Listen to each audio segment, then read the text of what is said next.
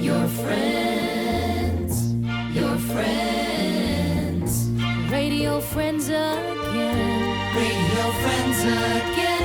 We've got a lot to share. Hey, good morning, and welcome to another edition of Radio Friends again, the 8th of November.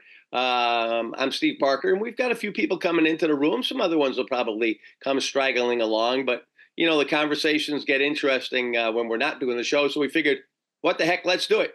So let's go around and say good morning to some of the guys that have joined us so far. There's Bill Rock. Hi, Bill. How you doing, Steve? It's nice and sunny here in southern Connecticut on the shores of the Long Island Sound, and it's about 62 degrees right now. Nice, nice. Dave. Hey, yeah, we're down here in Port St. Lucie, Florida. The sun is shining, temperatures in the upper 70s, the low 80s, and excellent weather. And Pete Salant. Hi, Pete. Hello, Steve, and hello, radio friends. 65, chilly, overcast here in Norfolk, Virginia Beach, Virginia. Very happy to have awakened with my heart beating, and everything is working. So, there's Bob Craig. Good morning, Bob. Hey, good morning. 40 days and 40 nights with no rain here in Philly. Really, it's pretty bad. Bad drought scene here.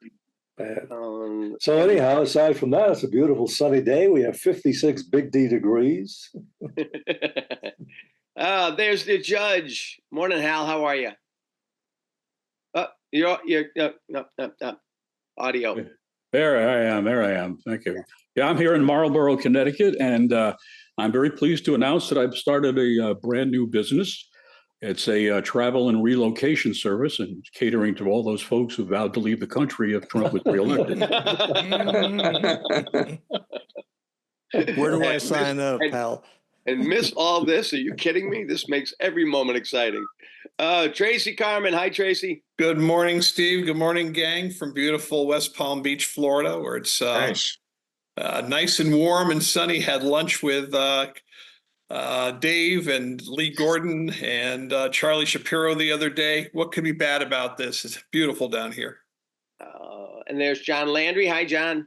Good morning. How are you? How's everybody? It sounds like everybody had a good time. We're still sitting here in the middle of a drought. We're expecting some rain probably on Tuesday, but he said, don't bet on it. So here we are. Ed Bruder is back. Hi, Ed. Morning, everybody from Manchester, New Hampshire. They announced the other day that the southern third of New Hampshire is now in the same drought that others are referring to. So things are getting dire. It's been about 2 weeks since we've had any rain here. And Jeff Falowitz, good morning.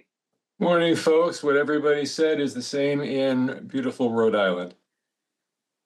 Ron Pell is making some adjustments. Hi, Ron. Hey, guys. So I'll make a quick announcement, or not announcement. I'll make a statement. Most of us who are retired, whatnot, probably have done pretty well in our lives and have money in the stock market. Anybody notice what the stock market's done since Trump was elected? Mm-hmm. Yeah, my portfolio is higher. Greg Simonson. Hi. Hey, everybody. It's Greg Simonson from Northampton, Massachusetts, where I'm finally going to start showing up again because I'm sort of getting to the end of my renovation project up here.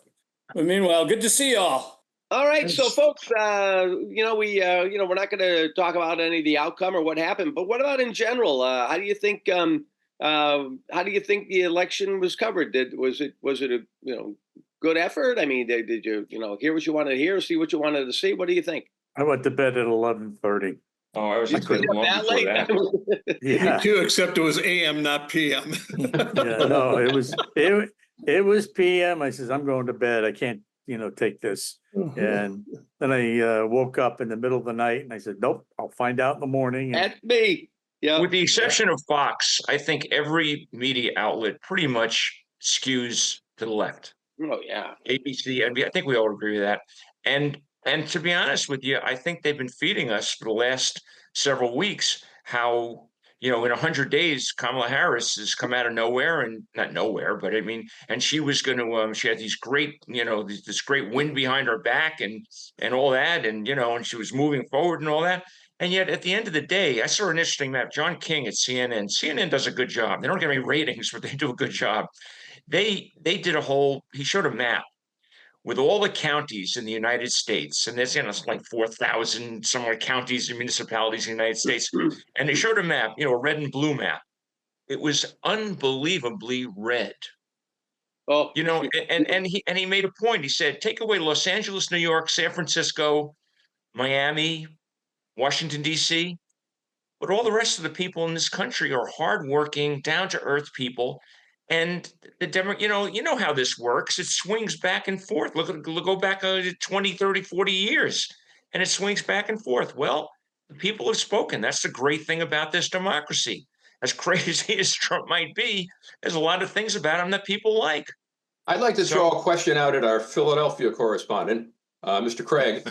Why is it Pennsylvania takes so much longer to count than the rest of the states? They were saying on Tuesday night, they were saying it could be Friday or Saturday before we got the results. It didn't take that long. It's a huge state to begin with. This area that I'm in is Philly and a few other counties, Chester County, whatever. It's hugely Democratic, and it's like 3-to-1 swing. And Philly has, I don't think they've elected a Republican in ages, but the state is divided like that. It's kind of like some people say it's Philly and Pittsburgh, and then it's like Alabama in the middle. And it's very, very rural. It's very Republican. And with the exception of few pockets here and there, like State College and a couple of others, it's a largely Democratic state. But ironically, Philly did lose Democrats to Republicans, not by a huge number, but by a concerning number in this election. So, if you drove around this area where we are and several other counties, you would think that Kamala was a shoo-in. It was like 10-to-1 with posters outside. But it's a totally different state the more west that you move. And out where Harrington is, which is Pittsburgh area, is also very heavily Democratic. But there's not enough population, even though the metro of Philly is 5.5 million. I don't know what Pittsburgh's is. It just didn't add up.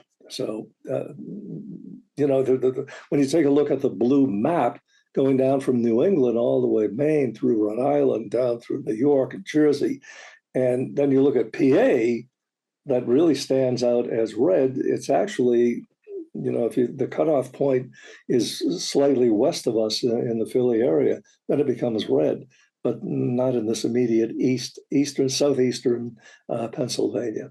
As far as the calculations go, I don't know what to tell you. The hugeness of the state perhaps has something to do with it, but California is a huge state. But look at Nevada and what was the other one? Arizona that didn't come in with the. I don't even know if they totaled the votes. One of the problems that she ran into is that although she won where they expected her to win for the most part, her level of victory was much, much smaller when you compare it with Biden. Biden had an unbelievable election. Remember, he had over 80 million votes cast for him. As a matter of fact, I read something the other day. She only had, and I don't even think they finished the final count yet, but only 66 or 68 million votes cast for her. Trump only had 71 or 72, less than he actually got in 2020. But the issue was she really didn't do as well as Biden did, even in areas where she won. Yeah, it was a tough call. I mean, she had 100 days? 100 days, yeah. That's not a hell of a lot of time. Where Trump was running for 4 years, and made his case. And if, as they say, the little man has spoken. And her another problem with her, alarmingly, she never answered the questions. They would pose questions to her, and she just would double talk and give this gobbledygook answers. But it's answer the question, and she just doesn't answer the question. I think that hurt her as well. Yeah, it's very possible, but I'm still not buying this whole elite thing. I don't know how you define elite. That's George Clooney. Well, those who are at a Paragon level are considered elite, Bob. What's that again? Those who are at a Paragon level are considered elite. No, I am not elite by any means, but if you're defined as elite as being on the East Coast or the West Coast, I don't know how well that plays. What surprised me, all of the polls showing that it was such a close race before the actual election, and it was, and then it turned out to be not as close as the polls predicted, which makes me. I wonder if radio ratings are in the same boat as the polls are. That's always been the $64 million question. WPOP is probably number one in the market right now. Used to work for a guy who used to say that the ratings were based on whoever got the diaries. If your listeners got the diaries, you looked good. If somebody else got them, then somebody else looked good. Yeah, at 25 cents a week, I think they used to pay people back in the day.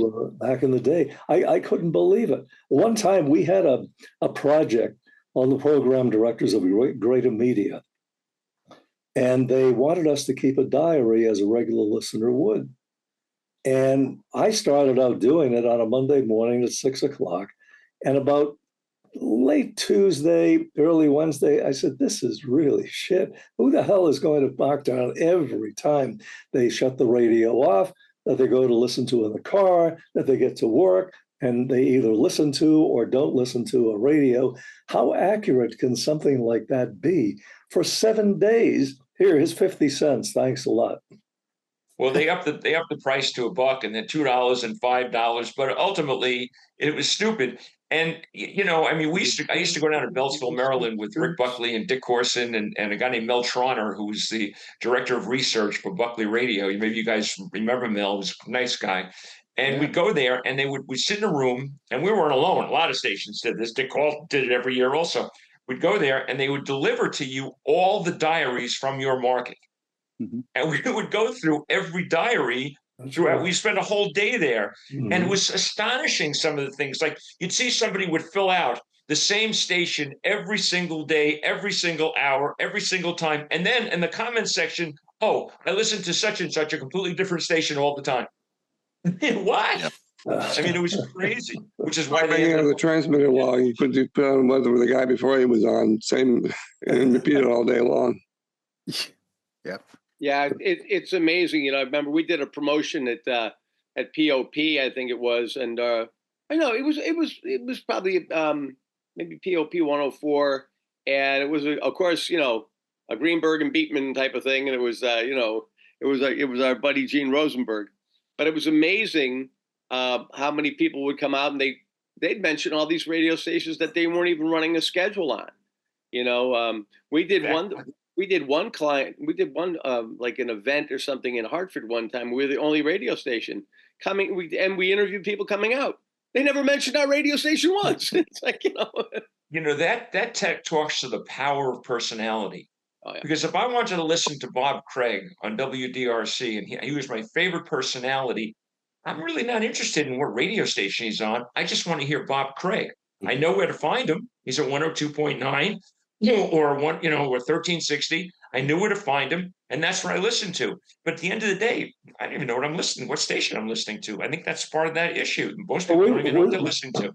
We would see that in focus groups where people would say, I don't know, I get in the car and I just hit the buttons. And that was their defining radio listening. I don't know what you're supposed to decipher out of something like that, but it made you almost want to go through the glass window where the focus group was being held, where they're not giving you the answers that they should be. They didn't even know call letters. They started talking numbers.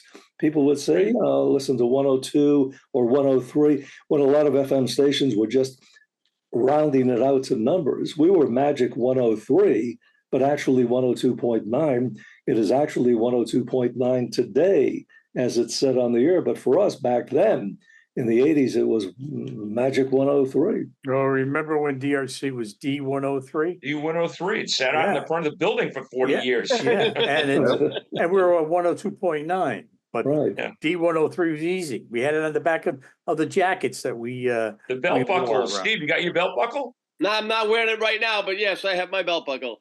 Yeah, I got one too.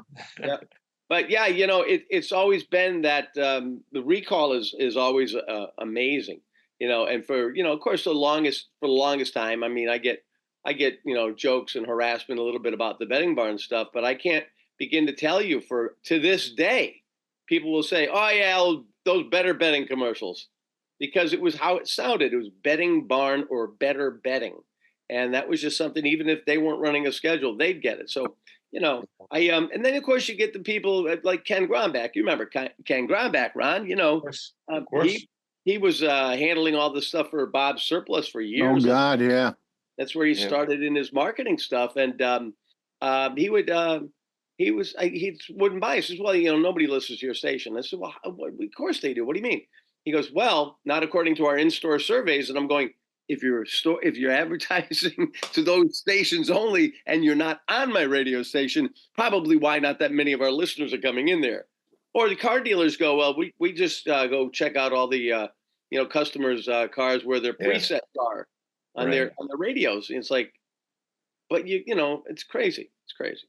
Still one of the greatest thrills I used to get being a radio person was to pull up next to a car that would play your radio station. That always just confirmed that what you were doing, either as being a jock of the station or a program director, is, it's really kind of well worthwhile what we're doing. But it was even better if you pulled up to the car and you were on the radio at the time. That would be very mystifying unless you were recorded. But automation. I used to always love. I like the anonymity of doing the booth announcing at Channel 8 because nobody would know, but I was always, wait, that's me, with the other side of the room or something, but nobody would ever know. But yeah, it's all changed. What about Ron, with PPM? Do they pay people to keep those meters with them or what? Yeah, they do. They paid more actually, and that was going to revolutionize everything. Of course, there was the old story about people attaching their PPM to their dog, because with PPM, it's a pager-like device that just picks up a signal. So let's say you're in a department store, and for some reason, or Bob's stores, and in the background they have DRC playing, and you never listen to DRC. Well, your thing's going to pick up. I remember once I was at an NAB meeting. We went to one of these things where they were interviewing respondents, and they interviewed this one guy. He was an Indian cab driver, and they had his response on PPM, and they said, "Well, Mr. Patel, it looks like here you listened last week to 16 hours of WABC." He says, "WABC? I love WABC. It's my favorite well, it's one of my favorite radio stations. I listen to it all the time. But then you also listen to WCBS for 12 hours. He says, "WCBS? I never listen to WCBS." Well, how did the thing pick up WCBS? That is the issue with PPM, and they know about it. Well, it's not arbitrage, it's Nielsen now. They know about it, but the reality is a better system than the diary system, which as Bob Craig so eloquently pointed out, what the hell is that? You got to fill this thing out. People get, it turned into a week of trying to recall it all. It's like, so PPM is better, but there's no perfect system. Unfortunately, why aren't they just using the phones? I mean, if they that was brought up, Steve, when PPM was introduced in 2006, 2007, that was brought up, and the reason, and I cannot honestly tell you or remember what the reason was, but there was a specific reason why phones, regular phone those days, the cell phones, Apple phones, the phones like that were just coming into vogue. But there was a reason why they couldn't use phones, whether it was the way they were capturing the signal or something like that. I forget exactly what it is. Yeah, I remember one time in fact, the only time that I've been at TIC where I got called on the carpet, and that was Ivor Hugh had died, and Ivor Hugh was an old. Ivor Hugh, my God, old time radio guy, and he'd been legendary. Yep, yeah. It was television as a clown back in the early days, and a lot of the and I talked to my brands manager, who used to be my program director, and I said, I know Ivor Hugh, I know the family. I could have them come in. We could chat a little bit about. No. They always want to try to focus on that younger demo that they don't have. So they're always trying to get They're always trying to keep it, to 25 to 54 adults. And the next, she said, "No, I don't think so. That's we shouldn't talk about that." I said, "Okay." So then a couple of days later, I'm on the air, and Scott Gray, Ron, what's his real name? Yeah. Chris Albert. Yes. Don't call me Chris Albert. I go to great lengths to protect my identity. And it's funny because he started it on the next time I was on the air. And he says, "Oh, so sad about the passing of Ivor Hugh." I'm like, "Oh boy." So now it's two of us are talking about Ivor Hugh. The following Monday, I'm called in, and it was interesting because Janine Lee, and she's my brands person, or she was actually saying how they could track us while we're on the air and get a sense of who's listening or how many people. And she's going, "You see right here, you were doing pretty well right here, and you see this." And I wanted to go, "You mean when we talked about Ivor Hugh?" And I couldn't say, "Well, Scott started it," but yeah, it's spooky that they can do that. I mean, it really, really is spooky. It may have something to do with the fact that we have Alexa in our house, and you can't hear anything we're saying until it says, "Alexa, turn on." So how did she do that? Ron, I think when you reference to the iPhones starting to come out in the mid 2000s, I think one of the issues why Arbitron didn't use phones at first is because some plans would have required the data reporting to be at the expense of the phone user. Right. I think that played into it, and they didn't feel that they could charge them to take part in the ratings program. Ed, I think you're probably onto something there, yeah. And then, of course, today that's all out the window anyway. Yeah, yeah. But Steve, talking about digital, this is all digital. Everything digitized. They can actually do that. They can tell you exactly when your audience increases and when it goes down. It's almost scary when you think about it, but tracking it's just so different now. The whole technology has changed everything. Yeah. It is something where, and again, if you're on the air and you get too mind whacked by it, especially back in the day of the diaries. I mean, my dad would just try to tell the guys to not, be concerned with how many, because he would say, that's my job. Just, do something where if we were off the air tomorrow, would anybody miss us? That's really what it is. And it's because otherwise when guys are just saying, "Oh, I talked to a guy who used to do a very soft rock nighttime program where there was no personality." And I'd say, "Geez, how you doing over there?" He says, "Oh, you just look at the ratings and you'll know how I'm doing." But that's not a personality station. They were, listening for the music, without interruption. And but that's just crazy. And of course, Ron, from a sales standpoint, I remember, I don't know if I was at CRN then or whatever, and Dick would probably add to that. I saw, rates go down, but rates go down to a local advertiser, which was stupid. And I said, "Why have your rates dropped?" And she said, "Well, PPM, we had to do that." And I'm going, "What the frick, man? I mean, a local person doesn't know PPM. If you're dealing with agencies, that's one thing." When PPM came out, interestingly enough, it immediately had a 20% decline in ratings. The PPM, the technology itself, created a decline in ratings. That just shows you that the diary method of extrapolating ratings was so overblown. And because of that, the cost per point in every market went down. So, national business drives, especially in the major markets, national business drives so much revenue. And it's all predicated on your cost per point. Cost per point is the cost to buy one rating point of ratings. And, most national campaigns are predicated on how many rating points in a market. It might be 100, 150, whatever it is. So every market generates a cost per point. And when the ratings went down, well, that arbitrarily brought the cost per points down. So in 2007, there was a huge impact in radio revenues around the country. I'll tell you the truth. We at CRN, we would create a campaign, and then we would budget for it, and then we pitch it to our client. And if the client approved it, that's the budget. This is how much money we have to work with. in all the markets, whether it's 10 markets, 20 markets, 30 markets, or whatever. And this is what you have to work with. And each of them negotiators would take their budget from their market and go out and spend to their budget. And if you could save money, in other words, if you didn't, I'm telling a little secret here, if you didn't spend as much money, well, that's profit that CRN would get corner. Well, I'll tell you, in 2008, 2007, 2008, we made millions of dollars, to the point where Dick and Barry were almost embarrassed. They had discussions about, should we give the money back to the client?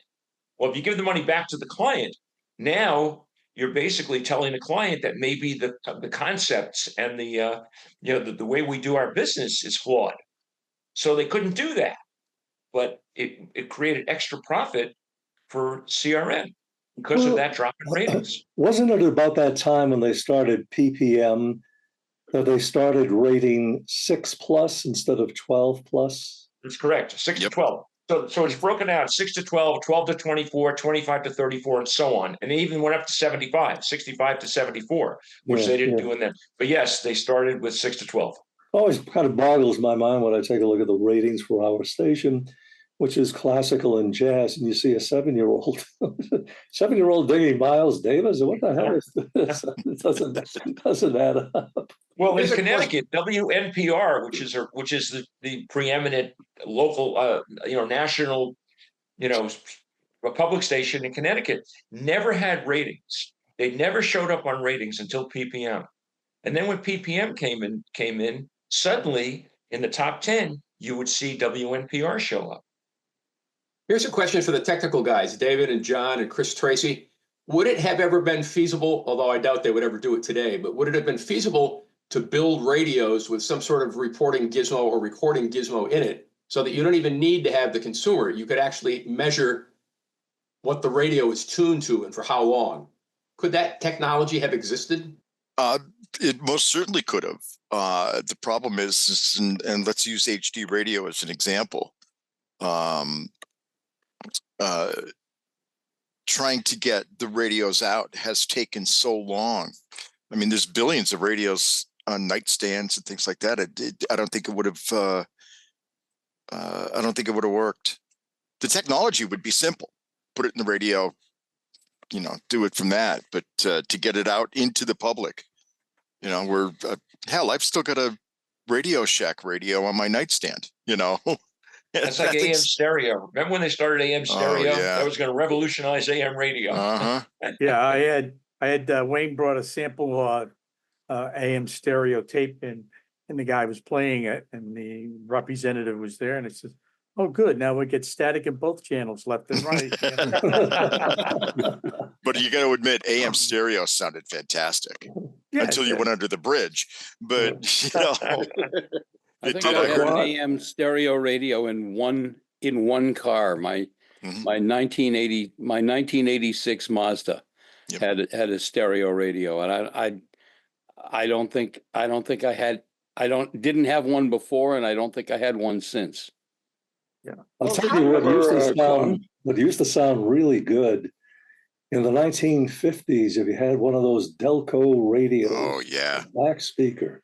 Yeah. Man, with the stand-up bass that a lot of the rock and R&B groups had, that thing would just come. Oh, it was sensational to hear that. And there was no adjusting. I mean, you couldn't adjust highs or lows in that. It was just there, and it had a great presence. I remember Lon Landis had an old Volvo. So this is now, maybe he had a late 60s Volvo. And I remember being in his car, and he'd play that thing with Big D on. What a sound that the speaker had in that Volvo. It was tremendous. Number quad? Quad, yes. My friend Vince Cremona was working at a station in New York. It was quad, and I said, "Why didn't it work?" He said, "Because nobody has 4 ears." True. We had a 1958 Chevy Impala, and the radio never sounded better. There you go. That was the Delco radio. The speaker in the back. Oh man, what a sound! Yeah, it's unfortunate. Like I borrowed somebody's car one time. Actually, it was a really nice. It was a Land Rover, and it had HD radio, which I had never heard. And somebody even said to me today. Some guy says, "Yeah, really. I listen to DRC, but I I listened to HD3 because I love all the oldies, and I'm going, how the hell do you get that? I got a 2012 Jeep Grand Cherokee. I don't know how to find HD on there, or if it even exists. Do I have I don't think your radio would have it yet. I've got it in my Hyundai. It's the DRC sounds pretty good. It's a little distorted, a little shrill to the ear if you actually had it in your vehicle and listened to it. Yeah, that's the nature of HD3, because by that time they've taken that slice of bandwidth and cut it way, way down to benefit the main channel, right? Or the main HD channel. But by the time you get down to HD3, you're already cutting to the bone.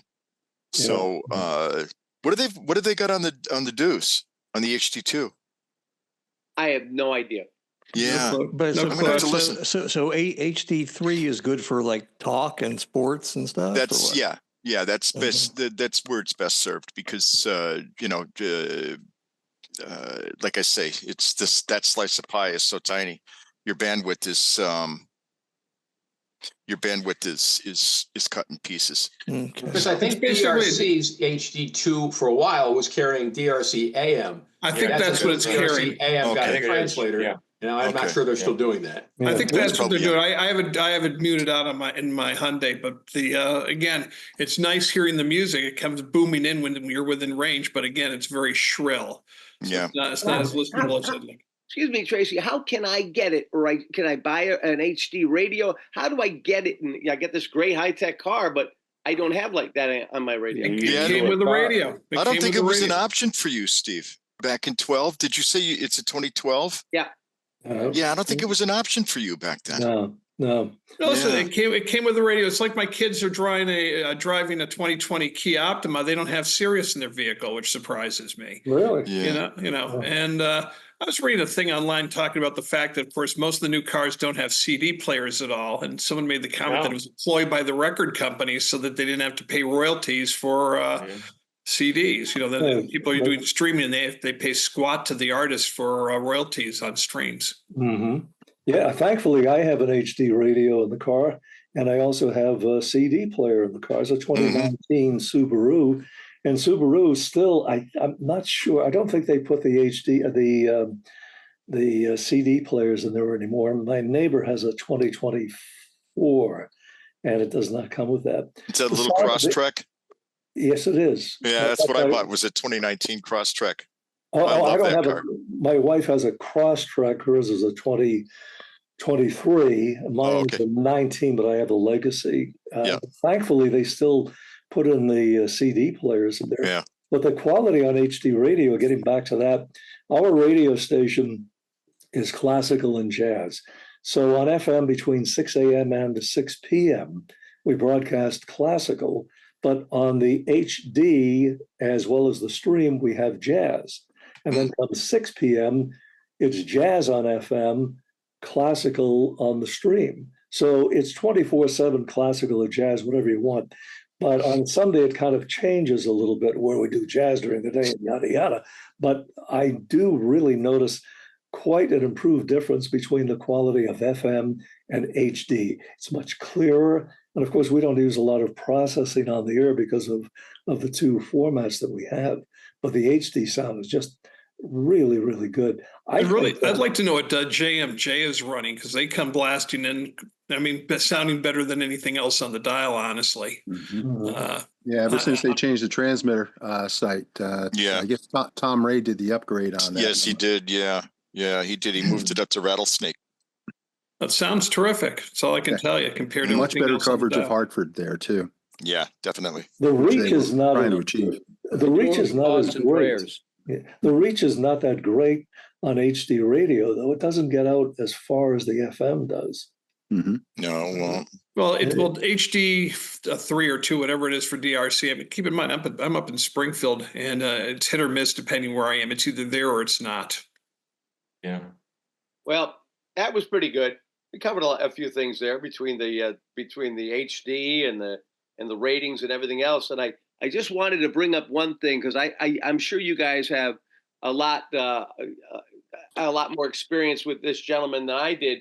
But I saw, Pete, that you posted about Kurt Hansen has been gone for 10 years now. 10 years, Maybe talk a little bit about Kurt if you can. Wow, I went to school with Kurt at Boston University. It was my first experience with him. He taught me how to drive a Volkswagen Beetle while drinking coffee and rolling a joint all at the same time. Another great radio man. I hired him as my assistant PD at Waves. And then we put on KC 101 in 79. He became the PD after me. And then Vince Cremona hired him to be PD OM of Weeby 108 in Bridgeport. And he started having problems with his COPD. And had to go into semi-retirement and then retirement. And after a while, walking around with a canister of oxygen was just more than he could bear. And that was the end for him. I think I've told this before, but I knew Kurt in high school. I was a year ahead of him in high school, and when he was a junior, he was at the end of a corridor taking a survey, saying, asking fellow students, "What do you think of the idea of a campus radio station?" And I said, "Sign me up." And so that's basically how he's responsible for my entire career, because he built this radio station, and I was on it the first day. And that. I worked with him a couple of times. First time was with Weeby 108. We did some production for them. And then at WICC, they worked about 3 or 4 times. One time I was hired by Steve Wynn to do a series of talk shows about casino gambling in Bridgeport. And another time was I did some imaging for WICC. And then he had me do a weekend show on Saturdays. I'd do that. It's on Saturday during the day. And then Saturday night I'd drive to New York and do YNY. He was a character. It's amazing when you think about how fast time goes by. I mean, you're talking about Kurt Hansen is 10 years, and next year, 2025, will be 10 years since Frank Holler died. Wow. That was that was a whole other scene. But anyways, yeah. Next year also be 50 years since POP disappeared as a music station? That'll be next year, yeah, WP. And it'll also be 90 years since the station started. Yeah. Wow. So we'll make the Connecticut radio reunion. That'll be the focus. Let's say the theme. Yeah. I'm already planning to fly up to Connecticut and for August 17th. Is it what, Steve? August 17th is the whatever that I think it is. Whatever Sunday that is. Whatever third week, generally the third Sunday in August. Yep. But yeah, so mark your calendars, everybody. We have other people that came on. Chris Tracy, good morning to you, Chris. Where are you this morning? He's an engineer. What do you expect? You're still muted. Turn your mic on, Chris. For crying out loud. Push the damn button, Tracy. Anyway, he's a jock. I mean, Chris is a world-class jock, too. You ought to know. Yeah, right. Yeah. World-class jock with too many balls in the air, as it were. Overnight's an 8-timer. You guys brought up POP. I'm almost embarrassed to show this to you, but Steve, can I share my screen for a sec? Oh, please don't. Go ahead. This is fun. We did this last week and it took 15 minutes. Yeah, just go to participants. Just go to participants, right? Right, Bill? It took 15 minutes. That's there great. Come on, Steve, I sent you instructions on how to do this. Oh, it's an apple. That's why. I don't think it's the same as an apple. So that could be part of the problem too. There we go. Bill Rock's grandson when we need him. Yeah, really. I think I'm going to go take a shower. What the hell am I doing? Wake me up when we're done. You'll be editing this, Dave. Yeah, please, know. please. Why? I mean, Chris, weren't you here last week when I did this whole? I didn't. I'm sorry, I missed last week. It's. You're right. I mean, it's not that important. Somewhere. I don't use Apple. I don't want to interrupt the meeting. It's not that important. I just wanted to show you guys the state of the inside of 592 Cedar Street. Oh, really? Yeah. All right. Oh, that would be playing cool. taps? Oh, Pete, I don't know. Uh, It's heartbreaking. The building is in such a state of disrepair. I won't even go into it anymore. well, the last time I saw it was 15 years ago, and it was in disrepair then. So, Well, yeah, you're in for a treat. I thought it would needed a repair back in 75. Yeah. Kind of a dump. I drove when I was in Connecticut a couple of weeks ago. I actually, just for old time's sake, I drove by my old house and I drove by the station. Yeah. Just to. You kept going, didn't you? Yeah, I did not have any plans to stop in at either place, but I did. Chris, if you have photos of the inside of that building, you and I should talk because I could put something up on the POP webpage, the history webpage. Yeah, and then I am looking for building records. So as it does come down, we'll take pictures and I'll send them up to you, Ed. Are they going to demolish the place? What's left of it? Yeah, we have to. It's that building now. There's no floors left. If you guys Those are remember kind of walking important. in from the garage, Yeah. I don't even know if was the garage there at a The time when you garage guys was, were there. yeah, the garage has been there for more than 50 years. Oh, okay. So if you walk in from the garage, that floor is gone. And before that, when you would walk in from the garage, there was a studio to the right. Studio D. Yeah, Studio D doesn't have a floor anymore. I mean, literally, it's gone. As soon as Steve gets this figured out for us, I'll show you you'll see the area where the old transmitters were. The Gates is still in there. We got the phaser out, and the Radio and TV Museum in Windsor got the old Westinghouse. So that's actually on display at the museum. But is Who owns the that building station- now? Is it still on the air? oh yeah. No. I'm sorry. We're in a new shelter to the if you're facing the building, a Nextel type cellular shelter was Okay. put in place, and Steve's car's registration's up to date. Good. Steve, go to participants. Don't worry about it. No, it's funny because I was checking Hal's stuff, and the info that you sent me, Hal, doesn't go along with my system. So Let me see if I can do this. What are you using? An Atari or what? I don't know. I got an iMac. I mean, I got a Mac. I don't know. You got a Mac Facebook. MacBook Pro? Yeah. Yeah, While they're figuring that out, I was asking a question. Who owns that building now? Does anybody know? We do. iHeartMedia does. Oh, okay. Yeah, the Vertical Bridge came in and did a full inspection, and they walked into the brick building, and then they went, "Not today, thank you." So, But for those who haven't seen it, you got the garage, which is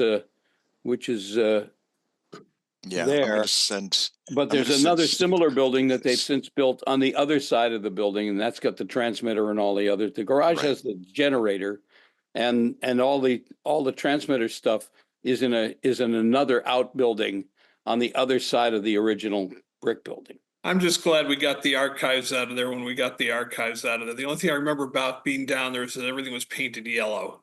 That's my. I was always under the impression that towns, that municipalities could force landlords to either, get rid of, to take down, or improve, horrible looking buildings like that. And, I wondered, and iHeart's got plenty of money, I would think, maybe not. Are you kidding?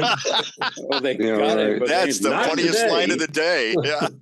Have you checked the news lately about who's getting laid off? Yeah, what are you Oh, smoking? yeah.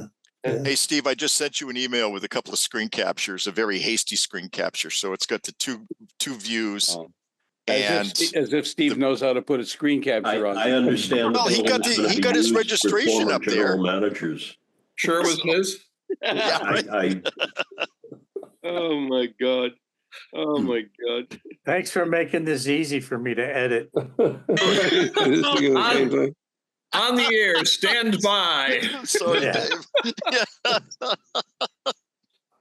Okay. Clark, you worked in that building when you were at POP, didn't you? I did, yeah, absolutely. And they'd always say, "Oh, come on down to the window. Let me see what you look like." Did you have a board tech in those days, or were you doing your own combo operations? Yeah, no, it was a simulcast. You did it all from the board. And the first night I was on POP, I got a call from, oh gosh. See what happens when you get old? The wonderful fellow who did overnights and then became a sales manager. And Gary Gerard. Gary Gerard. Gary calls me up on the hotline and says, "Whatever you do, don't put your hands under the console." So, well, why not? He said, "Rusty parked his boogers there." Oh.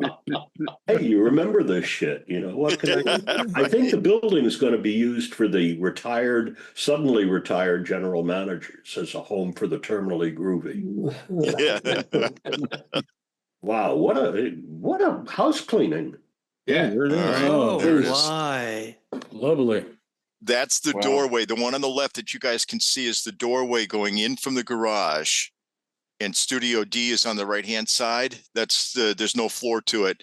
And what you see in front of the lens of the camera is a door jamb and then a shelf that's slowly fading into the basement. Oh, boy. Oh, gosh. Oh, wow. The center, if you look at it, that is coming from the back wall of the building. To your left is the Gates transmitter. And then that opening that you see in the floor, what's left of the floor, you see where that ladder is. That ladder was put in place so we could get across to the wall where all the phone stuff is. And you'll see the sump pump in the beginning there, or in the close view of the screen. That's a sump pump trying to keep water out of the building. We never won that battle. Chris, so when you say the floor is gone, you mean it's just collapsed into a sinkhole? Yeah, it's collapsed into the basement. Wow. Is that window in the Newington could probably background? condemn it if they wanted. Is that window in the background Studio G? Is that? Yes, it is. Okay. Or it was. Yeah. Out of their way. yeah. Silver vehicles out of their way. Okay. You didn't happen to run across the grease man's tractor, did you? No, I'm sorry. There is Out in something the rotting in the cornfield. creek behind the building. I'm not sure. Maybe that's that. Could be. But yeah, that's Gosh, that's sad. amazing. Isn't it? It's very, very sad. Who let it go that long?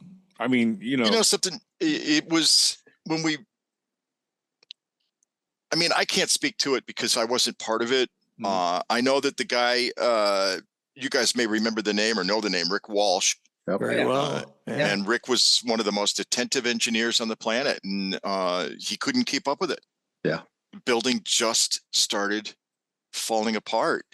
And every morning I look in there to see, I'm trying to keep video. So if that Gates falls into the basement, I've got it on tape. So, it's sad. It is very, very sad. But listen, you should see the others should see the other buildings that have been, like GIRAM, for instance, in Manchester, is just a horrible place to be. Oh, really? Down That was below used the to be a highway? palace. I used to That was work a nice there. facility. No, it was beautiful. The last time I was in there, the ceilings were caving in. Are you serious? Tremendous amounts of leaks. It's the same as POP. Of course, I was there in 1967, so it was. Well, They haven't changed. And you worked there too, right? Yeah, I did. GIR's building was in good shape while the Knight family owned it, but once Knight sold to Capstar, Knight kept the real estate for a few years, but eventually sold it when Capstar was being called something else. Before it was iHeart, but whatever one of its interim names was. Atlantic Star, was it? Yeah. Might have been that, yes. Yeah, it was Atlantic Star, I think. Yeah. And the properties have been just neglected. As far as I know, just the AM transmitter is in there, plus they use it for storage for old program logs and whatnot. Yeah, yeah. When you say Knight, was that Knight Quality out of Fall River? Yes. Norman Knight. They were Norman Pittsburgh, died right? this past, I think he died in March of this year. Yeah. And had he lived to July, he would have been 100. Yeah. I'll say one thing interesting on a programming note. I made a comment in text messages and emails to Chris this morning. I'm down in Florida, and I've got WJNO on down here in the car. And, up there I've got HYN, which is iHeart also. If you took out the call letters, just changed the call letters, you would think it's the exact same freaking station. Same elements, same announcer. You could plug and play in any market in the country. It sounds exactly the exact same, except for the call letters. And that's pretty pathetic if you ask me. Sad. I mean, AI voice commercials. I'm hearing them on YouTube. Well, they're either AI or just announcers who really suck. Well, I'm hearing some AI voice commercials. I think a lot of them on YouTube are text to voice software. I don't think it's real AI. I think you're right. They type it and the computer reads it. Right. You notice on Facebook, how many things on Facebook are the same voice? That's true. It'll be interesting to see what happens with the new administration, because the Federal Trade Commission has recently been making noise about regulating AI on radio and television spots, saying that they must be at an audible speed that the average person could comprehend the message, and those sped up disclaimers that we've all heard. But whether the FTC will continue pursuing that remains to be seen. Whether there will still be an FTC. For that matter. Yeah, right. The union has kind of at least negotiated some safeguards against AI, but not so much against the use of it, but against the use of it, the uncompensated use of it. So they've kind of surrendered the fact that it's here to stay, but at least if your voice is what was used to model the AI, then you need to get compensated. And there's an organization called NAVA, National Association of Voice Artists, who've been lobbying Congress to essentially get the same protections for non-union voice people. JAFTA is doing their communications now on their negotiations with the commercial contract, and AI is a big part of it. I mean, they talk about in Hollywood, bringing back some old, like Laurel and Hardy or the Three Stooges, because they can graphically make them appear, and they can actually have the computer imitate the voice. They, as a matter of fact, was it Randy Travis? The latest Randy Travis song that came out was not Randy Travis. It sounded exactly like Randy Travis. As a matter of fact, listen, I got a piece of it right here. I'll only play a little piece of it, but this is Randy Travis, but it's not Randy Travis.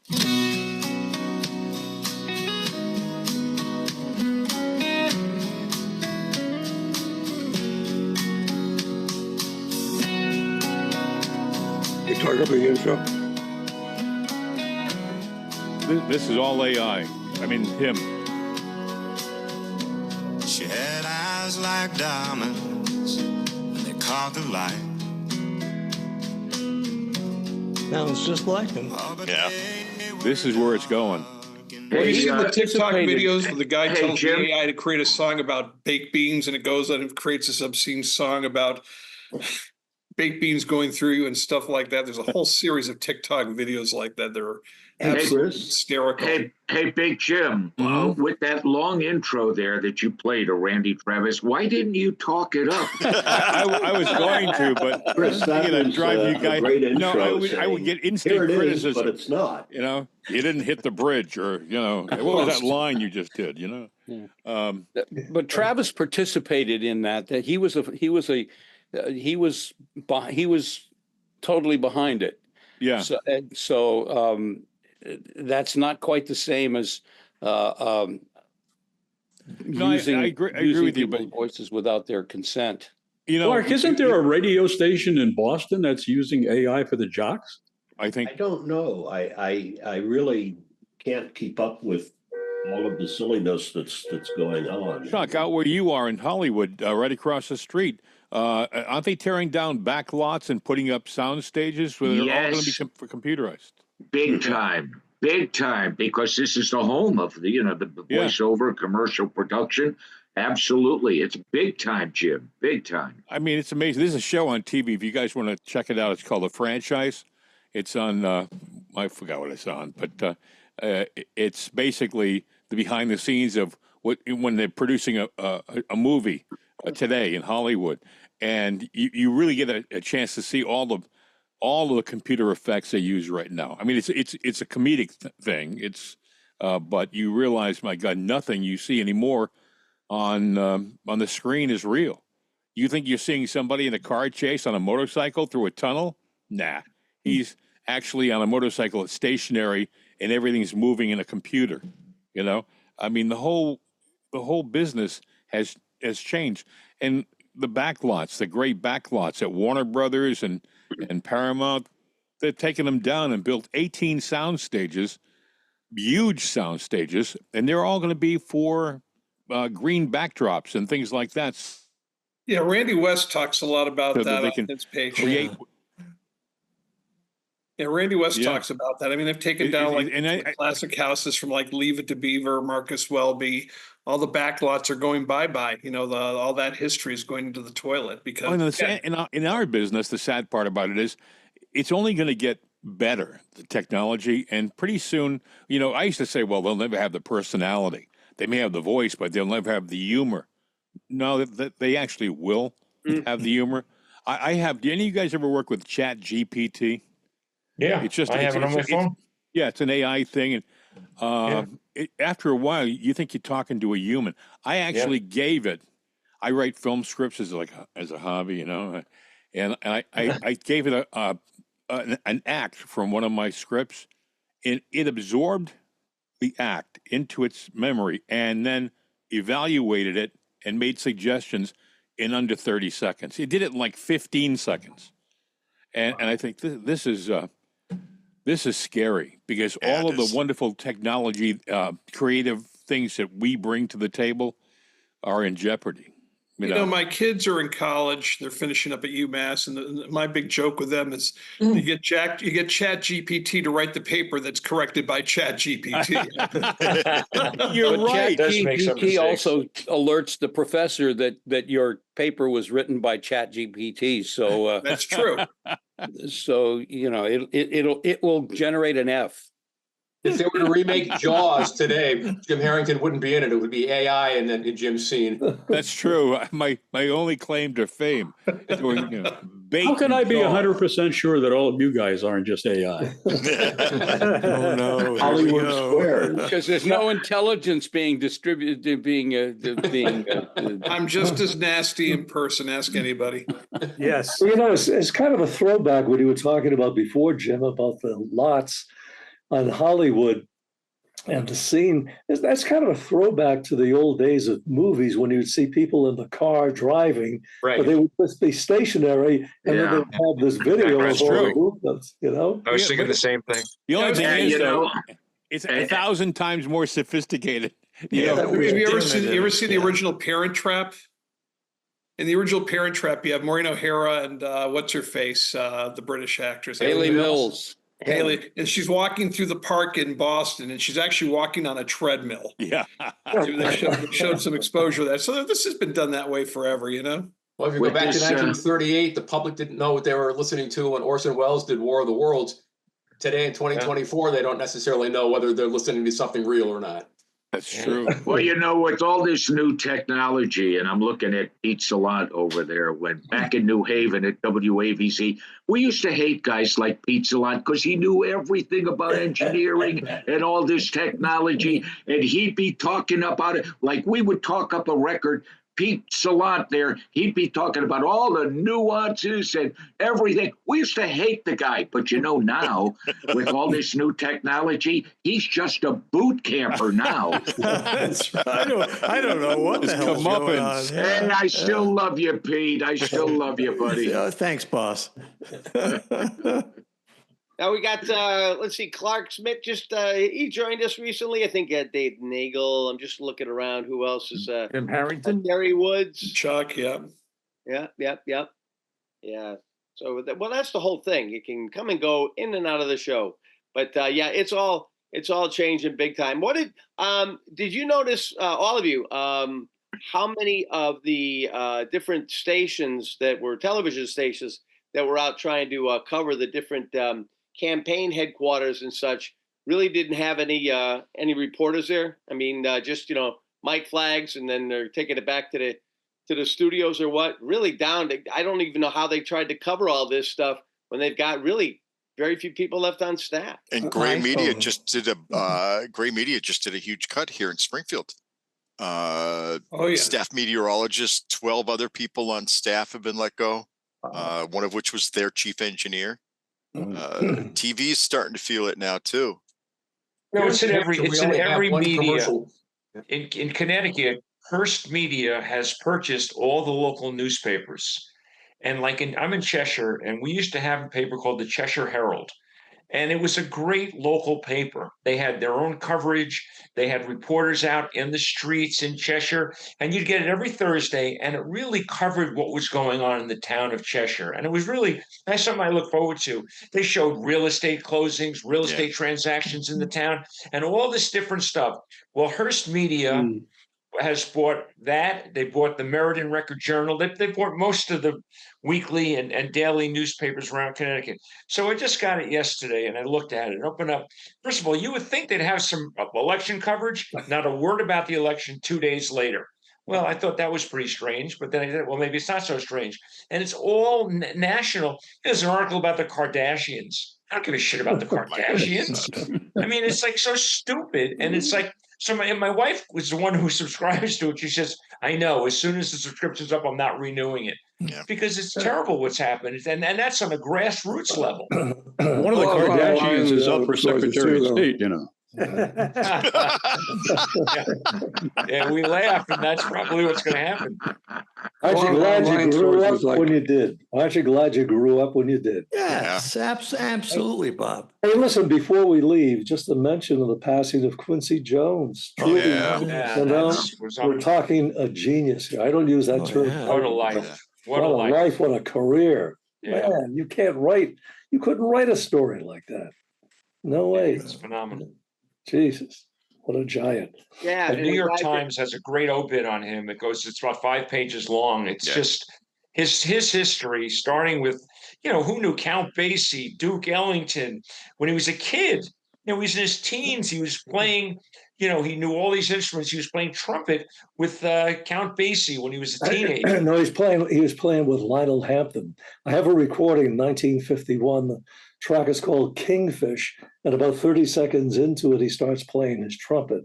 And then the guy, just took off from there. He did everything.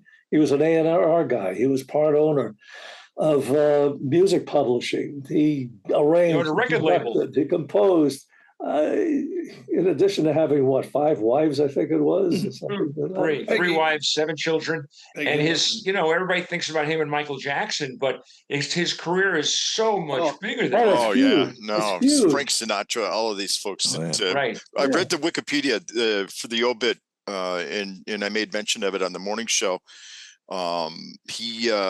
I just said, there's no way I could read this Wikipedia page to you people. That go to the Wikipedia page, and it's all laid out right there. It's amazing. What an amazing career. Again, I have to bring up the fact that the guy also wrote a package for CRC jingles. Absolutely. Yeah. The big band bit?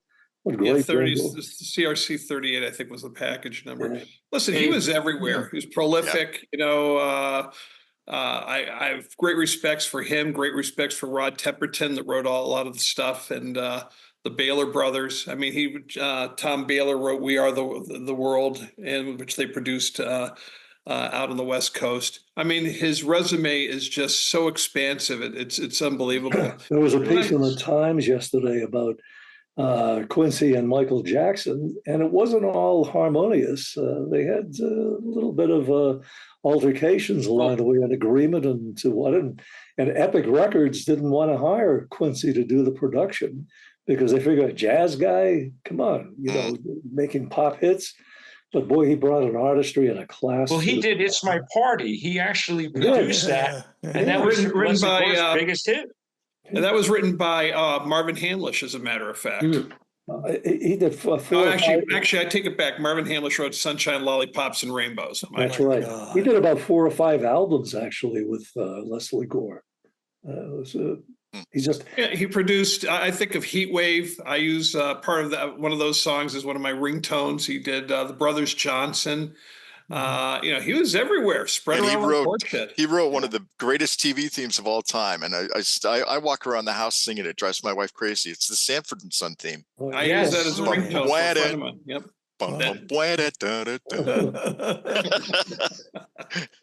Wow. Dave, you can edit that out too if you want.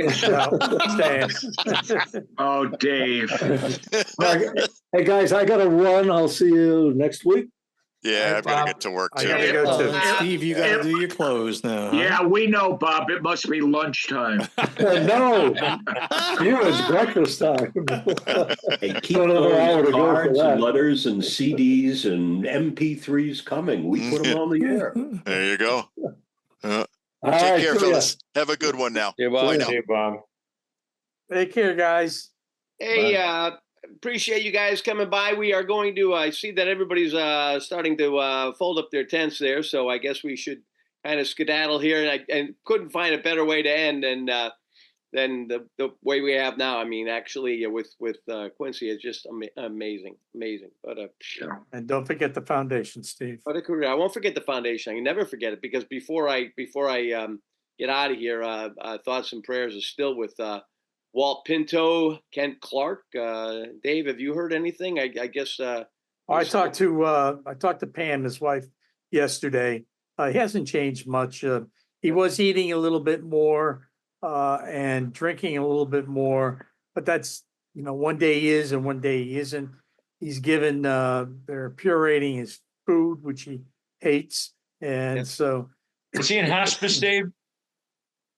No, not yet. Not yet. She's still looking for a place that he can move closer to home. She's looking at Portland. I know Cromwell. that Angela is going with Pam this week or next. It could be this week to a kind of a seminar they're doing about hospice and such. So Good. go. Yeah, Pam is learning a lot about this. Neither one of them have been prepared for this. I mean, You're never prepared for this, Dave. No. I've been down this road too many times. Yeah, It's what and- I do. Trust me, you're never prepared. So our thoughts and prayers go out to a lot of people are facing challenges, and that's really, why we really appreciate just looking at this group and knowing, how many people have been through so many challenges. And it's kind of nice. That's why we kind of like to have this get together is just every moment. And we've said since the very beginning, God forbid something happens and you open up the newspaper, we all would have been saying, oh, geez, I meant to call him. I meant to have coffee. I meant to, So thank you guys for being here. And we'll do it next week on the 15th. And please keep in mind the Broadcasters Foundation of America. That's what it's here for. It's here for support. And whether it's emotional or financial, you guys, we're never alone out there. Just know how to reach out. And there's nothing wrong at all. If you guys ever want to just, shoot a note out and let us know what's going on in your life. We got the emails, whatever, this is why we open this up. And thanks for all the guys, men and women that do listen to the show after the fact. And I'm glad you enjoy the reruns. So we really appreciate it. So I'm Steve Parker for this edition of Radio Friends again. This being the 8th of November, we'll be back again on the 15th of November next Friday, and catch you next time. Thanks a lot, guys. Your friends, radio friends again. Radio friends again. We've got a lot to share.